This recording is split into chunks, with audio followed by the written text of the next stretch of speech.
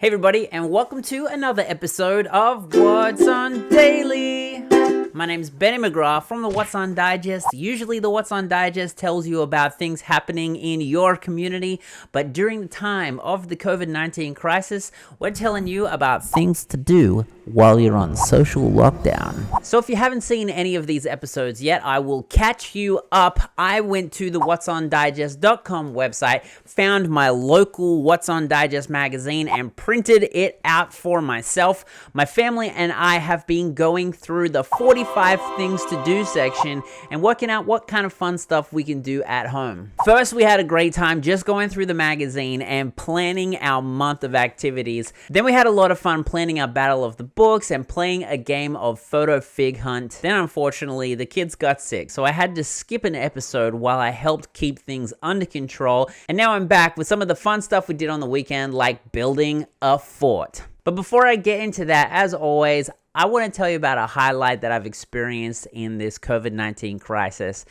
And I know this sounds weird because really, this is terrible. COVID-19 is going to be terrible for the economy. It's absolutely horrifying for the families that are being affected on a medical level, and I really don't want to undermine that, but I have noticed a silver lining in my family life and my personal life. One of the things that I was really pleasantly surprised to see was my son Journey in the kitchen baking scones. It's something I've never seen before in my life. Not necessarily something that he would never do, but because of just the regular busyness of life, I didn't get to see that kind of stuff happening very often, and I've never seen this before. So here's Journey making and baking scones that he shared with the whole family. In the midst of all the terrible things that are happening in this pandemic, I'm so grateful for this new opportunity to witness my family growing up and even growing closer together. Another big highlight for me is being able to tell you about two local businesses that are going to be able to help you out in the Easter holidays. That is Rocky Mountain Chocolate Factory and Krabby Bob's. Both of them have adapted to make sure that you can enjoy chocolate and seafood with your family this Easter. Give them a call, tell them I sent you, and let them be part of helping you have a memorable Easter in 2020. Of course, I want to tell you about our April 25th event that we're doing in partnership with Dairy Queen and Campbell River Kinsmen. Lots of people have been asking me questions about that, so I will say a lot more about that at the end of this podcast. But for now, let's talk about building forts. All right, everybody, it is time for the fort building to begin. Grab your blankets. The plan is, to begin with, we're going to turn all the couches around so that the tall part of the couch is facing inwards. Okay, so the way our family did it is we turned our couches around and we brought in a couple of dining room chairs to lay our blankets over, but we wanted to create a big enough space on the inside for us to all lay down and watch a movie together. We brought in a crossbar from outside and laid that over the top of one couch and the broom, and that created enough of a beam on the inside for us to lay a big old roof made out of blankets. I'm going to move these chairs later and put the TV there and put the blanket up on it so that I'm in there with the blanket. We made a couple of doors at the front. I think making those doors is what made it feel super special. There was a lot of jumping off couches onto the padding that was happening, which seemed really fun at the time, but I do not recommend it. This whole structure was going to be covered in a blanket roof. We had to keep a close eye on that little gremlin. Daddy, after we're done making the fort, can we play in it? Yeah. Yay! Oh my gosh. She almost went through the roof a couple of times. We realized that we wanted to get our 55-inch TV screen inside, so we pulled it apart, put the TV inside, and that was a pretty cool part of it. The TV virtually took up an entire wall inside the fort, which of course the kids loved. Hey, Dad. We love the fort. Nice. We added some disco lights for effect and crawled inside and started the movie. All right, everybody say hi to the camera. Hi. Hello, camera. Hi, camera. Nice to meet you. Hi, camera. Nice to meet you. I was so.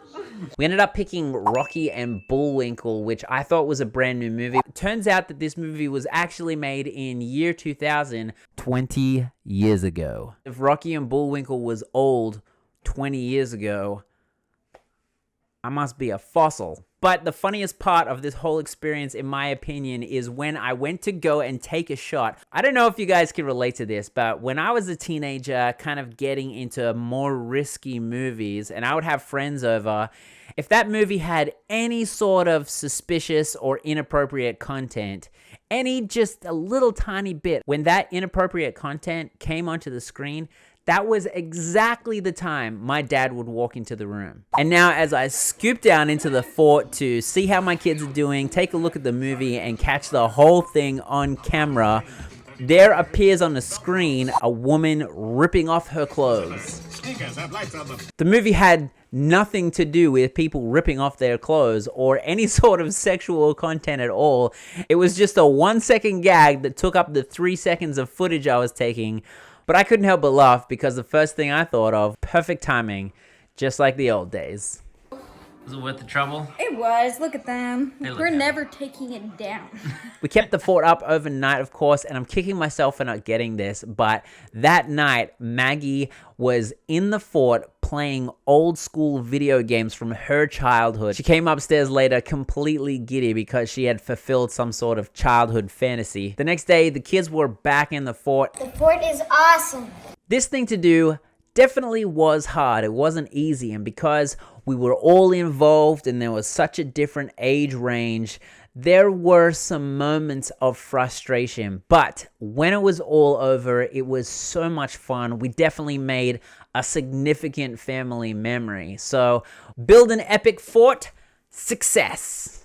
I was talking to my brother who lives in Australia about these things to do, and just the whole coronavirus deal in general. And he had let me know that Italy had seen a spike in divorce interest because all these people were suddenly spending a long time together, and it was a burden on married relationships. And while that wasn't a surprise to me, it was a reminder that times like this really have an opportunity to make or break us. And then we built this fort, and there really was plenty of times while we were trying to spend time together and have fun where it got frustrating and it would have been easy to quit. But we pushed through and we got to this place where everybody got to enjoy what we had worked hard to achieve. So as well as the fort building being a successful thing to do, I've learned something from this activity, and that is during challenging times, it's just as reasonable to give up as it is to persevere. But only persevering in challenging times produces the kind of reward that is worth persevering for. I'm sure there's going to be plenty more times like that as we move through the What's On's things to do in the COVID-19 crisis, but I'm going to prepare myself to push through the challenges because I think there are experiences and opportunities that are happening now that we may never have had the opportunity to experience until now.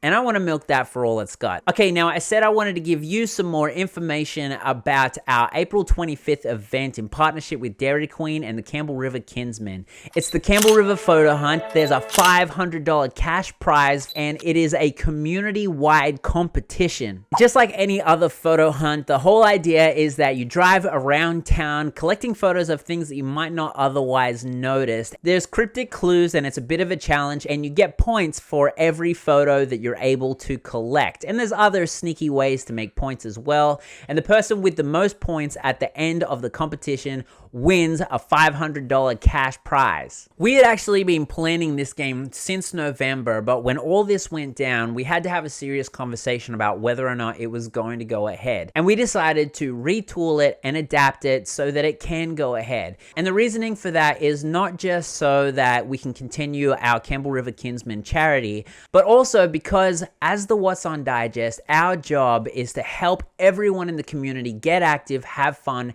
and stay connected. So we took on the task of adapting the Campbell River Photo Hunt to make sure that it was going to be safe and keep our community protected from spreading coronavirus. There's going to be no person-to-person contact at all, except with the people that you're already living in your household with. All of the administrative and scoring and announcements that are going to be made online only. And all the outdoor hunting and other fun stuff can be done with just the people that you live with, using your own car, and never having to come into contact with any other person or have any sort of social gathering as well. With that said, we know that COVID-19 is still an evolving situation, so we're in contact with the BC CDC to make sure that we're staying within the official health standards and making sure that our community is safe. If you would like to play the Campbell River photo hunt on April 25th, it's only $5 if you want to play as a single person, or $15 if you want to play as a household using only one car